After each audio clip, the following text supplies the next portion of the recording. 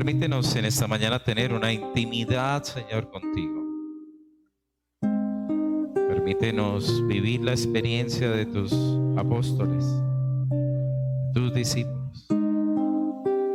Permítenos sentarnos alrededor tuyo y escuchar tu palabra, tu voz, con un corazón atento, Señor, y dispuesto. Que podamos hoy abrazar tus palabras como un regalo y una verdad, para que nuestra vida sea alimentada y transformado, Señor, el hombre interior. Gracias por permitirnos hoy celebrar, Señor, un día en donde confesamos y reconocemos que tú eres el Hijo de Dios que resucitó y está sentado a la diestra de Dios Padre. En el nombre de Jesús, amén y amén. Muy buenos días, Dios les bendiga de gran manera. Alegra verles en esta mañana. Hay una historia muy simpática sobre un siervo, el cual está en un lago muy bien, como si fuera un espejo, su rostro, su forma, todo su contorno. El siervo al mirarse podía ver cómo sus cachos eran grandes, majestuosos, lindos. Tenía, digamos, muy protuberante, lo que lo hacía imponente a este siervo. Pero al echar un poquito más abajo su mirada, él podía observar que sus piernas eran totalmente delgadas y flaquitas, y él decía: ¿por qué no tengo piernas más fuertes y más duras como son mis cuernos? En ese instante, mientras meditaba en esto, salta un león con el fin de poderlo atrapar, pero de una manera ágil. Dos grandes saltos, quedó a una distancia del león y muy seguro. Él siguió corriendo y luego allí, en medio de unos matorrales, por lo grande de sus cuernos, quedó atrapado y el león entonces lo caza. Lo que era el orgullo para este siervo lo mató, y lo que era lo menospreciable para este siervo fue lo que lo salvó. Y algunas veces eso sucede con nosotros, el orgullo que manejamos, el orgullo que tenemos arraigado fuertemente en nuestros corazones. Un orgullo que muchas veces nos enceguece, queridos hermanos, que nos lleva a nosotros a enfocarnos de manera egocéntrica en poder nosotros inflarnos y digamos, ganarnos a nuestro alrededor todo y ser el centro de atención de todas las cosas. La Biblia dice que Dios resiste a los soberbios y da gracia a los humildes, y la humildad es algo necesario que un hijo de Dios debe tener. Por favor, abramos nuestras Biblias en Marcos capítulo 9 y vamos a tratar el orgullo. Aquí tenemos una buena porción de la Biblia donde nuestro Señor Jesucristo muestra una intención clara de cómo tratar este aspecto en la vida de sus discípulos. He titulado la predicación, aquellos que toman apuntes, como tratando el orgullo.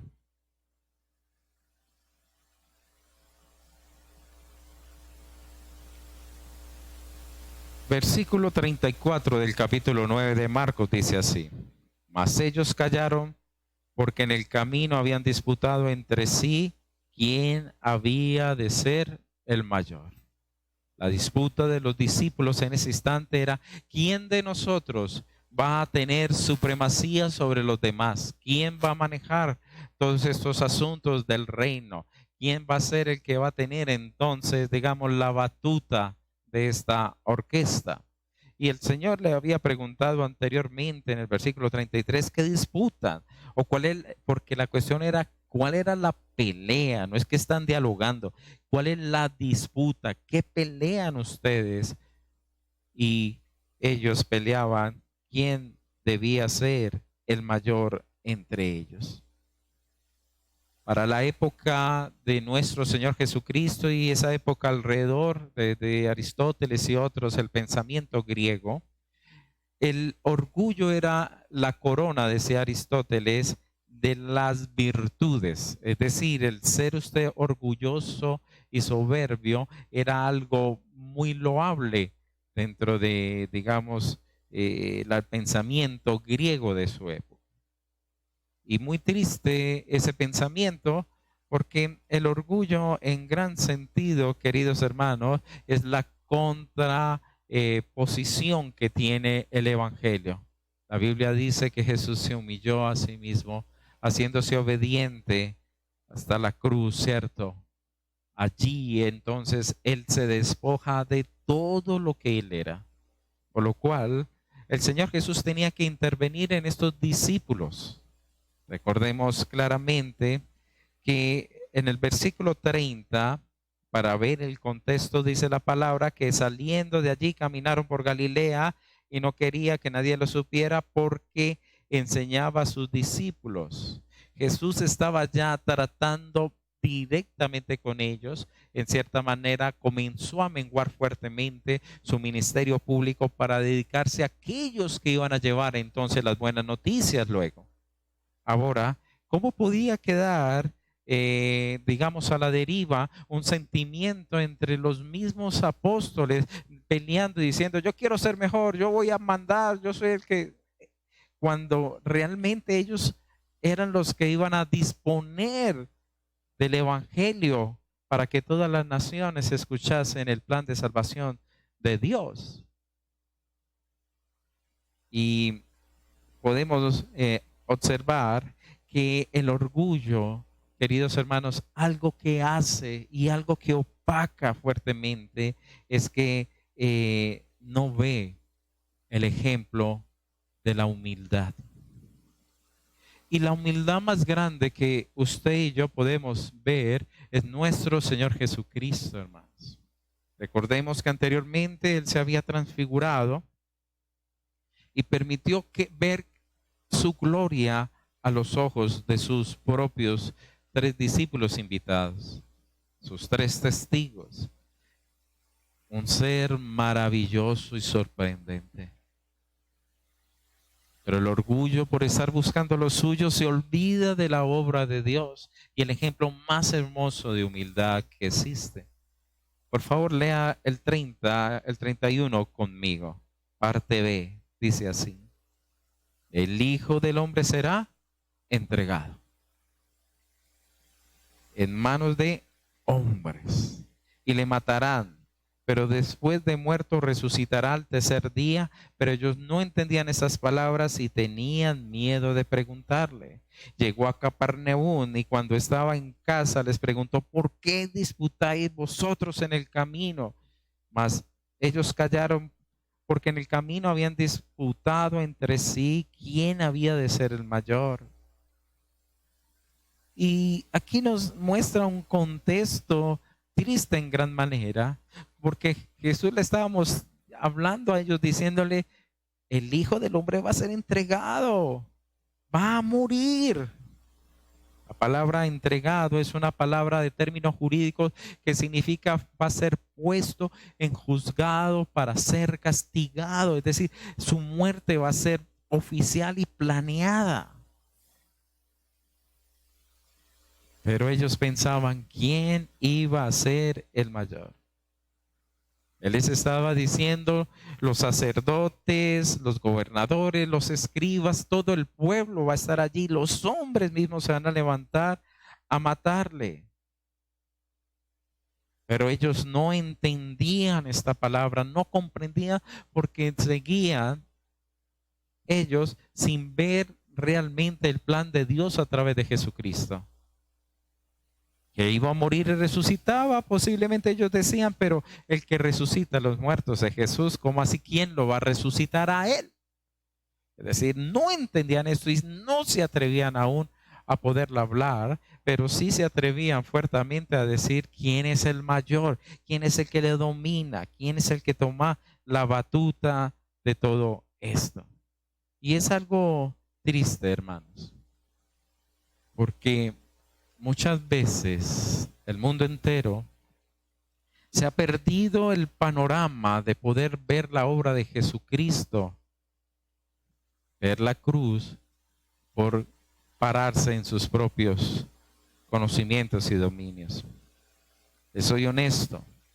Cuando miro el universo en su tamaño, y eso que yo no tengo telescopios ni nada de eso, pero comprendo un poquito sobre lo que es la velocidad de la luz y lo que son las distancias de lo grande que es el universo. Es más, los mismos científicos se han dado cuenta que se ve solamente por partes. Lo que conocemos del universo es lo que el hombre ha podido ver. De ahí para adelante no se conoce más, es limitado. Es como decir que yo alcanzo a mirar las montañas de aquí hasta el frente, pero después de esas montañas no alcanzo a ver. Y sabemos que cuando cruzamos la línea de ahí para allá está un territorio especial y magnífico. Al ver esa grandeza de nuestro Señor, nosotros podemos denotar en gran manera que Dios es grande y nosotros somos como un grano de harina en el mundo. Es más, literalmente somos más pequeños que un grano de arena con respecto al planeta. Y pensar que Dios pone cuidado a un granito de arena, ese es Dios. Él es Dios. Y ese es su amor y es su grandeza y esa fue la entrega que Él tuvo. Y muchas veces, queridos hermanos, por nuestras propias búsquedas, por brillar por encima de los demás, nos hemos olvidado de la cruz y de la obra de Jesús. El orgullo, hermanos, se infla grandemente y no entiende la palabra ni se atreven tampoco a entrar en intimidad, a preguntarle a Jesús mismo. El orgullo, queridos hermanos, porque hay que tratarlo, no solamente porque no ve el ejemplo de humildad en Cristo Jesús, la obra de la cruz, sino que también es la demostración del egoísmo en su nivel, digamos, alto. Tristemente, se enfoca en sí mismo y destruye las relaciones y destruye la unidad que puede existir con otra persona. MacArthur dice lo siguiente: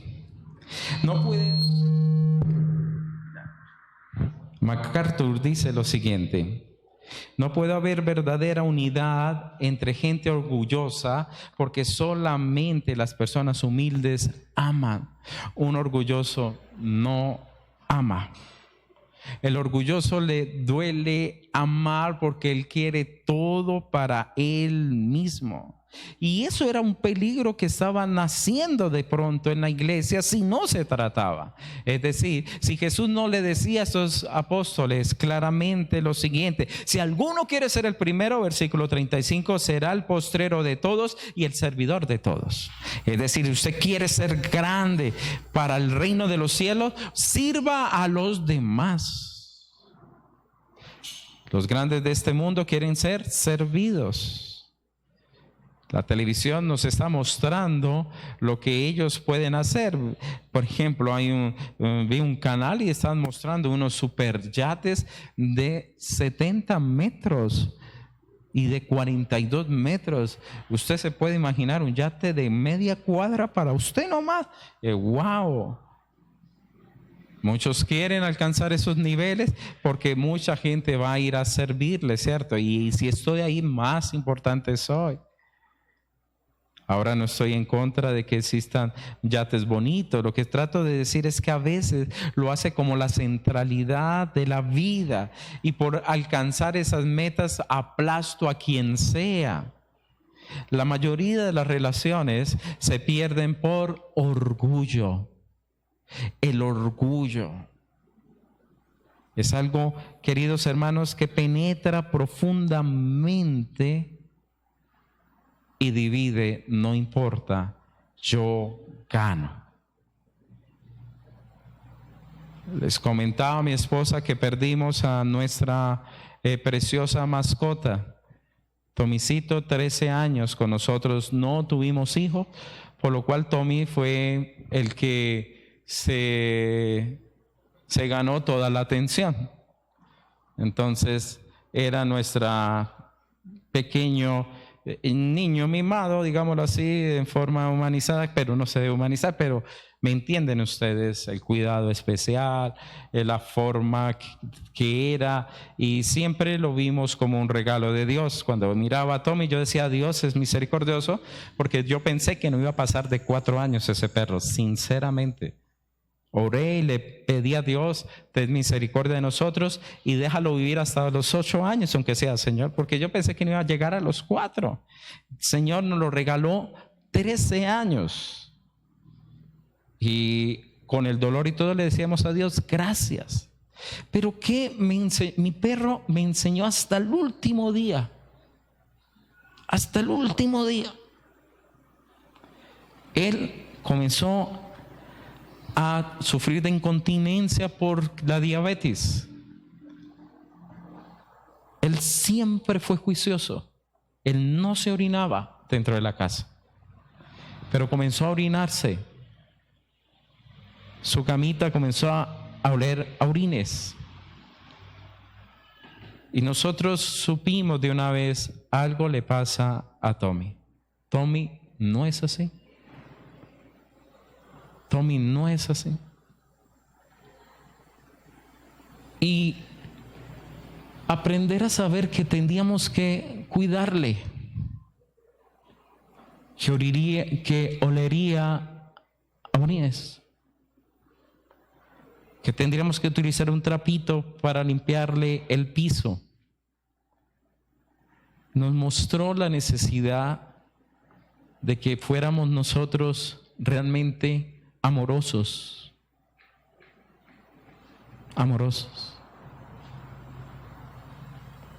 Pero me dolió algo que me dijo Natica, mi esposa.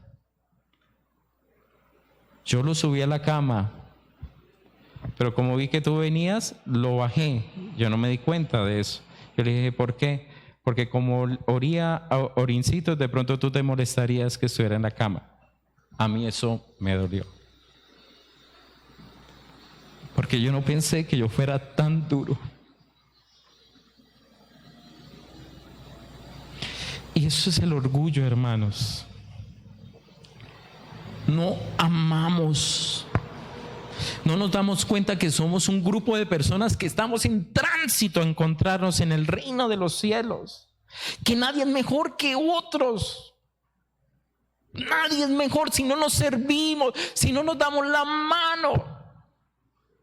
¿Cómo vamos nosotros entonces a seguir en este trayecto que no es fácil ni sencillo sobre la tierra? No es fácil.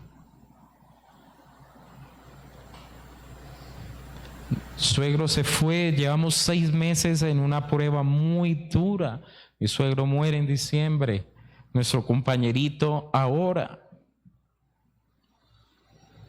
Mi esposa mira a un lado, ya no tiene papá, mamá, ya no tiene mucho, y su hermanito es una persona enferma y limitada.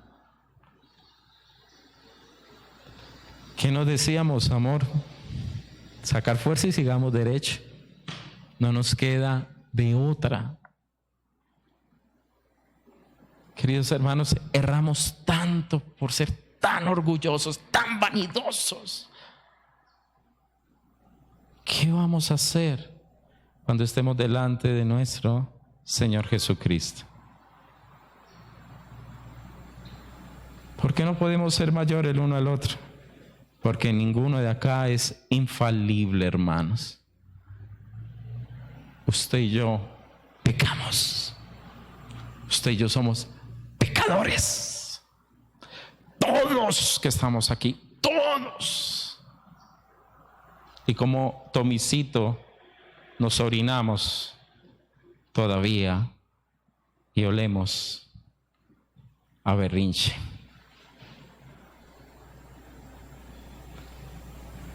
Eso, queridos hermanos, debe ser consciente en nosotros mismos. Igual que los discípulos, si usted quiere ser primero, sea el menor y sirva. La vida cristiana, hermanos, usted puede notarlo cada vez que uno va conociendo el reino de los cielos, más compleja se vuelve. No es ganarme una lotería de carro, casa y beca.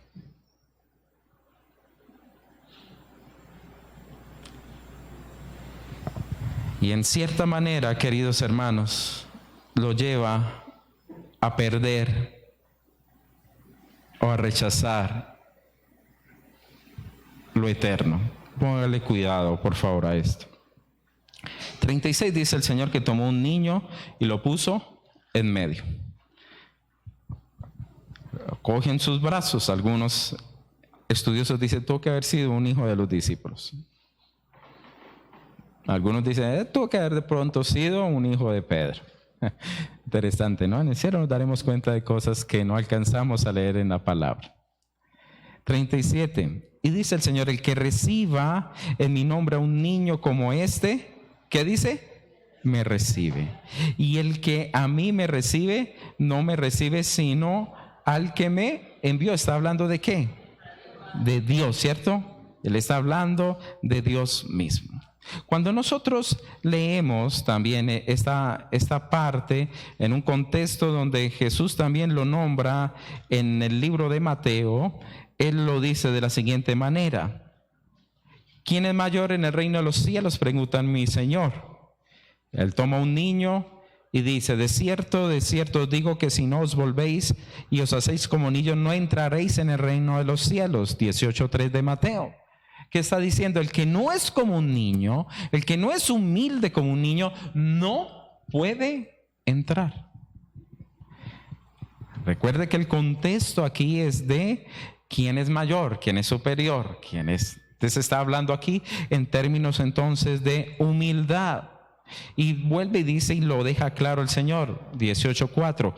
Cualquiera que se humille como este niño, ese es el mayor en el reino de los cielos. El que se humille como uno de estos niños. Para los rabinos, consideraban ellos que un niño que no fuera mayor de 12 años no era alguien, digamos, apto para la palabra.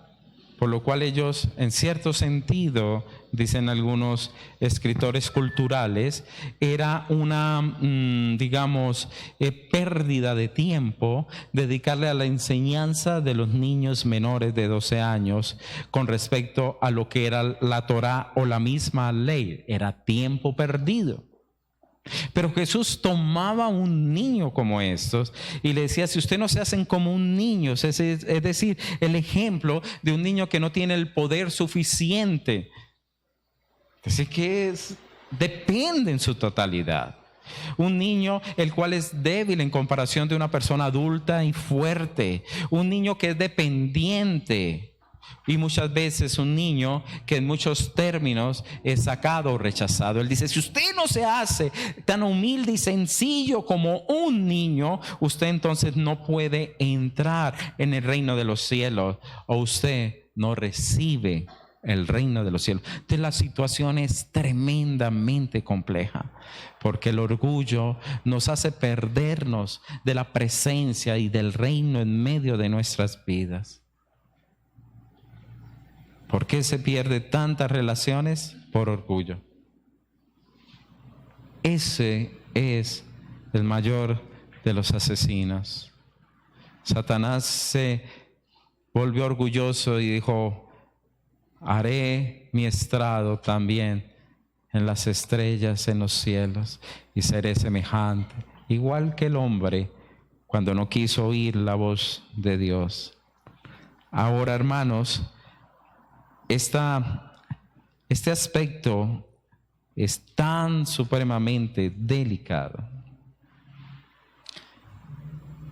que el Señor dice en el versículo 42 lo siguiente: cualquiera que haga tropezar a uno de estos pequeñitos que cree en mí, mejor le fuera si se le atase una piedra de molino al cuello y se la arrojase en el mar. ¿Usted se puede imaginar a Jesús dando un consejo de esos?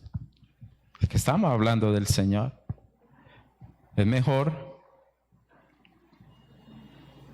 morir ahogado. ¿Usted se imagina lo que es uno morir ahogado?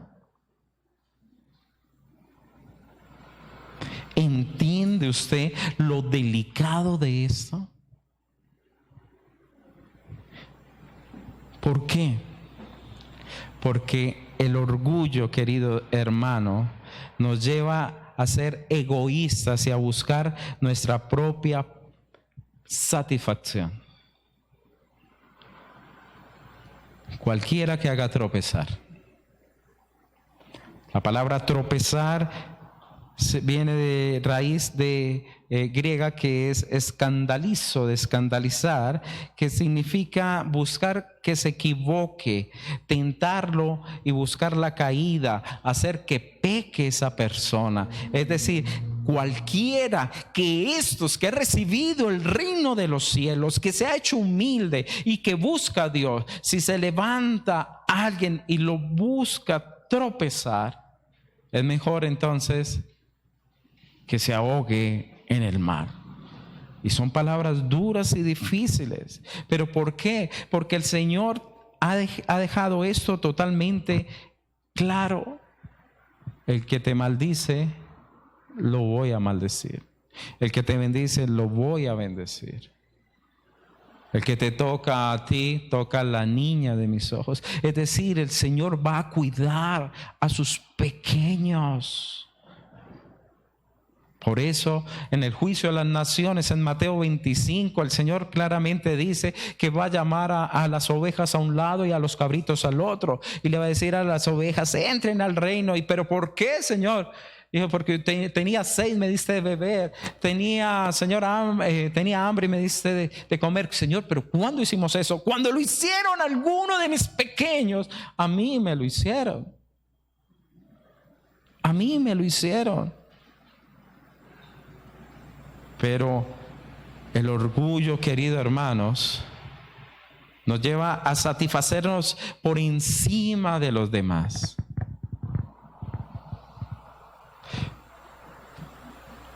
La avaricia está arraigada en el orgullo.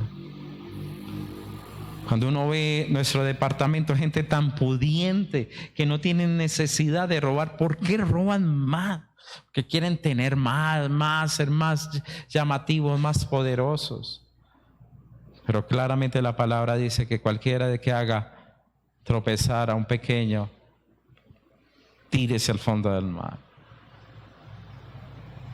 Es delicado. Ven, hermanos y niñas, pongan cuidado, por favor. Si alguien le ama verdaderamente, le va a estimular a usted a la santidad. Por favor. Le va a estimular a la santidad. El tropezar, podemos hacerlo de diferentes maneras. Yo puedo tropezar el caminar de alguien directamente. Puedo influenciar y dañar el corazón, por ejemplo, de una hermana. John Edward, tírese al fondo del mar. No olviden esa palabra. Entonces yo puedo tentar a otra persona, consuma esto, hagamos esto, pruebita de amor, quien nos ve, etcétera, y podemos dañar, hermanos. No olvidemos la piedra de molino. También yo puedo ser de tropiezo de manera, digamos, indirecta. Un ejemplo, Dios me ha dado unos hijos. Si yo no trato bien a mis hijos, estoy perdiendo la oportunidad de influenciarles de manera de vida. ¿Qué pasa con el tiempo? Si una hija en mi hogar recibió rechazo, si una hija en mi hogar no encontró la figura que debió encontrar, por ejemplo, paterna, mi hija va a pecar el día de mañana. Si ella no tiene una fortaleza en Cristo, ni ha sido sana en Cristo, ni teme a Cristo, mi hija tarde o temprano va a caer en brazos errados, porque no hubo el amor allí. Entonces, indirectamente, fui de tropiezo. Soy de tropiezo también cuando soy un mal ejemplo. El borracho que dice, mi hijo no beba, no sea como yo. Pero está bebiendo. Mi hijo honre a su mamá para que la haya bien, pero yo de esposo le grito y la maltrato. Entiende, soy piedra de tropiezo. Soy piedra de tropiezo también cuando no aliento a un hermano a andar en la santidad. Y a veces nos quedamos callados porque nos sentimos invadidos o que invadimos otras vidas. Y no es fácil. Pero si uno ve que la cosa no va por buen camino, hermano, y uno se queda callado, ay, Señor, piedra de molino. Es delicado. El ser cristiano es complejo, hermanos. El ser cristiano es mucho más que congregarnos, alzar las manos, cantar bonito, darnos un beso de despedida y de saludo. Eso es, ustedes van a predicar el evangelio. Ustedes tienen que mostrar la unidad del amor de Dios. Si no es visible en ustedes, entonces ¿quién? ¿Quién entonces va a creer de esa manera profunda?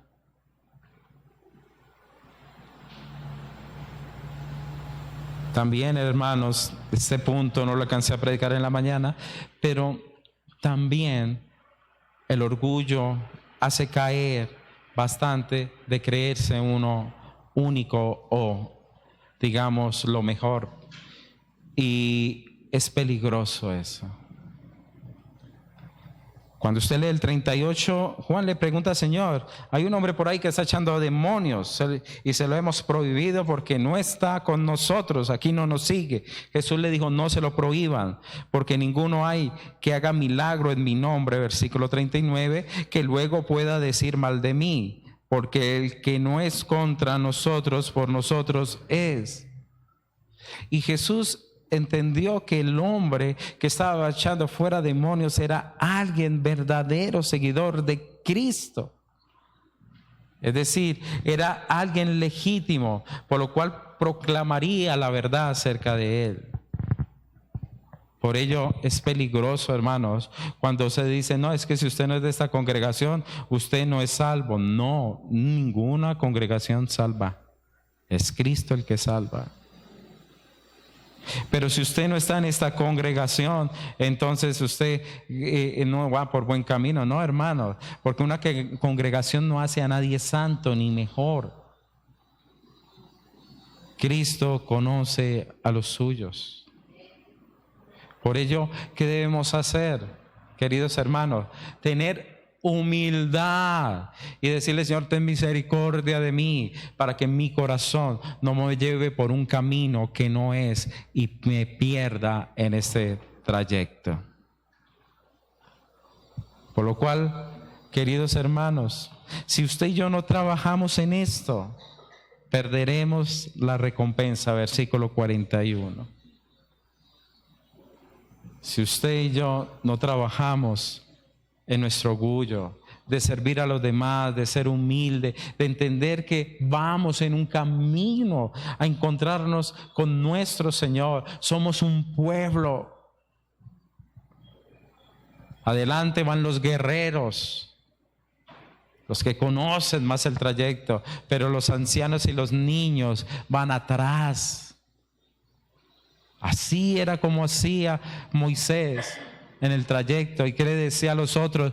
Esperen, que ellos son niños y ellos son ancianos. ¿Qué hacía el enemigo? Los atacaba a ellos. ¿Por qué? Porque los más fuertes a veces se hacen por allá y se olvidan de los más pequeños. Tenemos que saber que somos un pueblo, somos una nación que nos ha llamado nuestro Señor para alabarle y para exaltarle. ¿Qué debemos entonces hacer, hermanos, para tratar el orgullo? 1. Hacer morir la carne. En el versículo 43 dice lo siguiente: si tu mano te fuera ocasión de caer, córtala. Mejor te es entrar en la vida manco que teniendo 2 manos ir al infierno, al fuego que no puede ser apagado, donde el gusano de ellos no muere y el fuego nunca se apaga. Si tu pie fuera ocasión de caer, córtalo. Es mejor entrar a la vida cojo. 47. Si tu ojo fuera ocasión de caer, sácalo. Te es mejor entrar en el reino de Dios con un ojo que teniendo 2 ojos y ser echado al infierno. Es decir, usted y yo no podemos hablar de justicia si no hay justicia en nosotros. No podemos hablar nosotros de santidad si no andamos en la santidad. El Señor era supremamente claro en decirle a ellos: si nosotros no trabajamos en la pureza en nuestra vida, ¿cómo vamos a hablar de purezas a otra vida? No es posible, porque sabemos que el ejemplo impacta. Romanos 8:13 dice: si vivís conforme a la carne, moriréis, mas si por el Espíritu hacéis morir las obras de la carne, viviréis. Colosenses 3:15 nos dice: haced morir pues lo terrenal en vosotros. Es decir, tenemos que trabajar en esa área. El Señor que dijo: si tu mano, córtala; si tu pie, córtalo; si tu ojo te hace caer, córtalo. Es decir, todo eso en tu propia vida que es tropezadero, trátalo. Ahora sabemos que quitarme una mano no me va a hacer a mí mucho más santo, porque pues ¿de dónde surge el pecado, lo malo? En el corazón del hombre. Es en el corazón del hombre donde se maquinan todas las cosas. Y después de cuando dice que esa concupiscencia, esos malos deseos en nuestro corazón brota y se hace fuerte, pues cedemos al pecado. Es decir, hermanos, un adulterio surgió en el corazón. Es en el corazón nuestro que hay tantas cosas, y si hay allá un ojo, una mano, un pie que hay que cortar, hay que cortarlo. Lo que nos da este ejemplo es que era algo muy drástico, es decir, hay que ser drástico en tratar las situaciones de nuestras propias vidas. Nosotros caemos en el error de ser misericordiosos para nosotros mismos, pero ser radicales para los demás. La ecuación tiene que ser cambiada. Seamos radicales con nosotros y misericordiosos con los otros. Y ese era el radicalismo que Cristo pedía. Las manos, simbolismo de lo que hacemos. El pie, simbolismo para dónde vamos. Los ojos, simbolismo de lo que vemos. ¿Qué estamos haciendo que es tropiezo para nosotros? ¿Qué estamos caminando, hacia dónde estamos yendo, que es tropiezo para nosotros, qué estamos viendo, qué estamos alimentando nuestras vidas, que es tropiezo para nosotros. Hay un programa que me gusta mucho ver, y es de unos hermanos gemelos que arreglan casa. Me gusta cómo cogen una casa y la vuelven hermosa.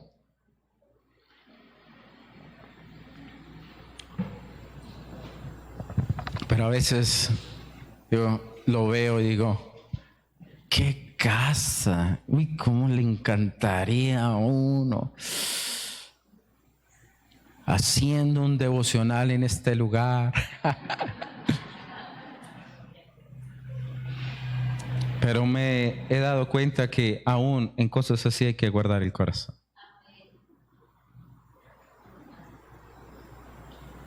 Porque yo quiero eso. Lo piso, lo atrapo, lo ato, lo que sea. Quiero eso. Y se vuelve la centralidad de la vida. Y yo veo, wow, muy bonito y todo. Pero, Señor, guarda mi corazón. ¿Quiénes no se pierden del camino del Evangelio por cosas? Por eso, cada cosa, miremoslos, cada cosa.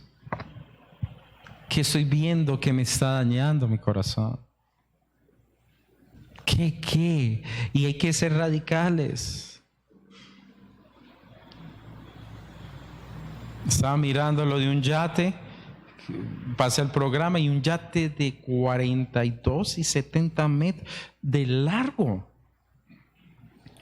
¡Wow! Suntuoso. Eso era un palacio en el agua. Pero ¿para cuántos por lograr eso que no hacen en esta vida? ¿Qué estamos alimentando en nuestro corazón? ¿Qué? A veces ambicionamos. No estoy diciendo que no progrese, hermanos, sí, pero no es nuestra centralidad. Las bendiciones de Dios no atraen tristeza. No la atraen. Entonces, tenemos que ser firmes en eso. Luchar día a día. Esto no se va a acabar porque siempre vamos a tener manos. La tentación va a estar ahí. Saber, Señor, te necesito. Guarda mi corazón. Ayúdame a morir a esto. Porque la situación final es difícil. Iglesia, es muy difícil. El versículo 43, la parte C dice: ir al infierno, al fuego que no puede ser apagado, donde el gusano de ellos no muere y el fuego nunca se apaga. En el 45 dice lo mismo. Con el 46, donde el gusano de ellos no muere y el fuego nunca se apaga. El 47 vuelve a decir lo mismo. Ser echado al infierno, donde el gusano de ellos no muere y el fuego nunca se apaga. 3 veces el Señor dice lo mismo. Era algo enfático que Él decía. El infierno es una realidad. Y la palabra tomada por infierno aquí es Genena, que significa que se toma del valle de Hinnom, un lugar en el cual los hijos de Dios comenzaron a corromperse con las naciones que estaban a su alrededor y comenzaron a ofrecer a sus propios hijos vivos a una estatua de hierro, de bronce, de Moloch, la cual ardía en fuego. Vivos los ponían allí. Eso llegó al pueblo de Dios. También de ahí viene la palabra Tofet, que significa entonces que es tambor. Allí Usted se puede imaginar esa escena, eso tuvo que haber sido terrible. Ellos con tambores, pum, pum, pum, pum, pum, bien duro para callar los gritos de los niños mientras que eran consumidos. El Señor dijo, ese infierno que ustedes crearon, allá es lo que ustedes van a recibir. Aquí no está hablando de que Él se muere, aquí está hablando del lugar definitivo donde no se apaga la llama. 2 reyes, Acaz y Manasés, ofrendaron sus hijos. 2 reyes del pueblo elegido de Dios. Menos mal, el Señor levantó a un rey como Josías que lo destruyó y lo volvió el basurero. Por eso, como era el basurero de Jerusalén, el fuego estaba todo el tiempo allí. Por eso dice, allá van a llegar, donde el gusano comiéndose esa podredumbre y donde el fuego va a estar, allá va a estar. ¿Quiénes? ¿Quiénes van a estar allí? ¿Quiénes? Los que no fueron realmente radicales en su propia vida. Queridos hermanos, no es fácil, pero Dios está llamándonos a ser sus predicadores para estos tiempos. Es como si yo contratara a alguien para que hablara contra el alcoholismo. Es decir, contra la gente que tiene problemas con la bebida, pero el que estuviera hablando le gusta echarse sus copitas. ¿No sería lo mismo con nosotros hablando de alguien que nos transforma y nos cambia? Por eso, necesario, hermanos, esto, sacrificio. Versículo 49. Porque todos serán salados con fuego, y todo sacrificio será salado con sal. Buena es la sal, mas la sal se hiciera insípida, ¿con qué la sazonaréis? Tened sal en vosotros mismos, tened paz los unos con los otros. Esto es tomado de la misma palabra de un mandato que había dado Dios a su pueblo con respecto a las ofrendas que se daban, los sacrificios que se entregaban. En Levíticos 2:13 dice lo siguiente: y sazonarás con sal toda ofrenda que presentes, y no harás que falte jamás tu ofrenda, la sal del pacto de tu Dios, en toda ofrenda tuya ofrecerás sal. Es decir, es tomado de este contexto.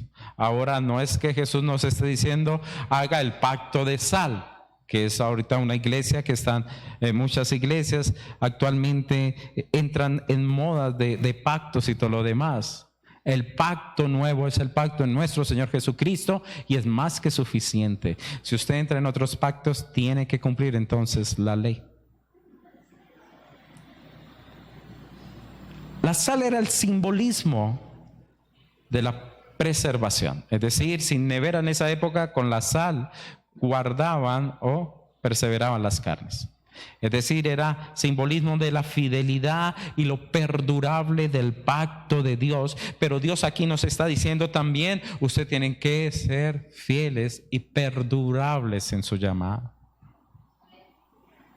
No es que salgamos hoy, aleluya, gloria a Dios, he sido transformado, cambiado, pero a los 15 días ya se fue el cristiano y volvió el inconverso a su corazón. No, eso no puede ser.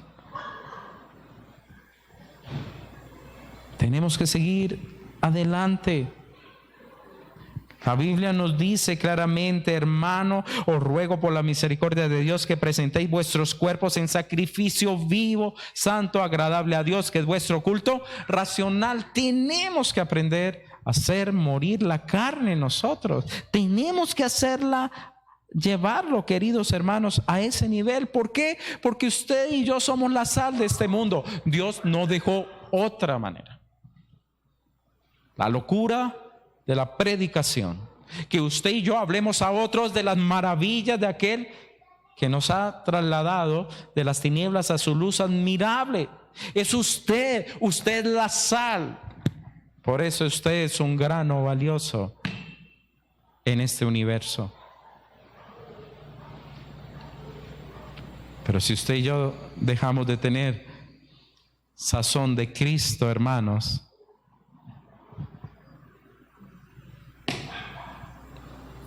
¿para qué servimos? Piedra de tropiezo. ¿Quién quiere ser el mayor? Si no somos humildes y sencillos, dependientes de Dios, hermanos, que vamos para su presencia, que todos somos una multitud de pecadores, que todos erramos, no hay nadie perfecto, hermano, no hay nadie bueno, solamente es Dios. No hay quien haga lo bueno, dice la palabra, somos pecadores. Con una diferencia, que luchamos en nuestra obediencia andando en Cristo. Usted y yo tenemos que pelear, hermanos, en nuestra santidad. La salvación es un regalo, pero la santidad es un proceso que vivimos con el Espíritu Santo que nos ha sido dado. Pero muchos no quieren morir, no quieren cortar, no quieren ser transformados, hermanos.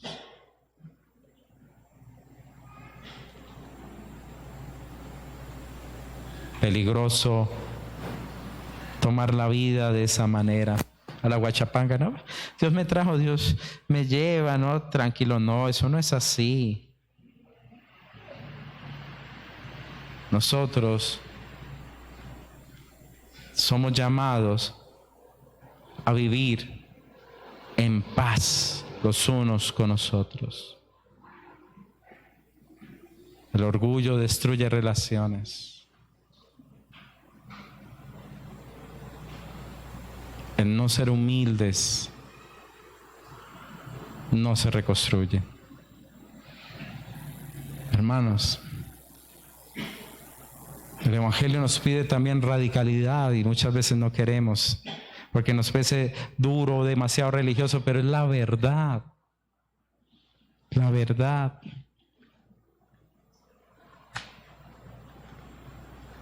Que el pecado está ahí, tocando como león rugiente está el enemigo, dice la palabra, buscando a quién devorar.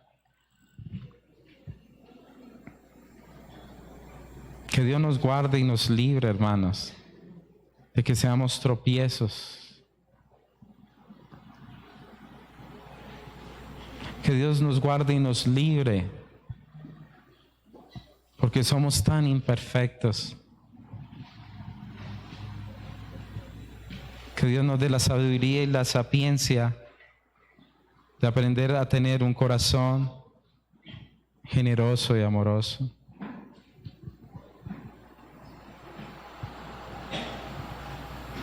El amor cubre multitud de pecados, hermanos.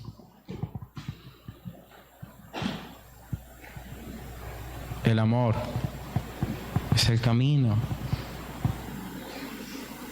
También estoy diciendo amarás con la mentira, no, soy alcahueta, no, en la verdad, pero es amor, el amor de Cristo.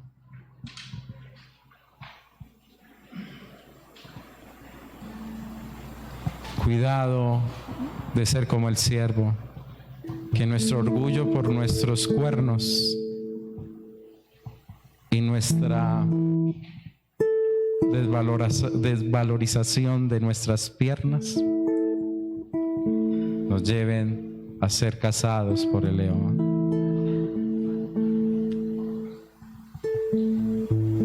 Todos aquí necesitamos de Cristo. No hay nadie aquí mayor que otros. No hay nadie mayor. Vamos a adorarle.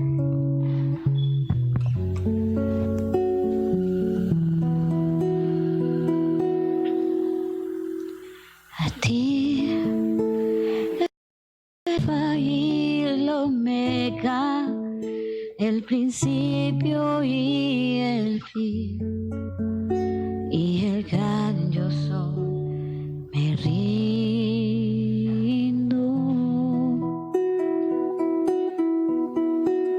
a ti, el Todopoderoso, el que es y que será, y el gran yo soy.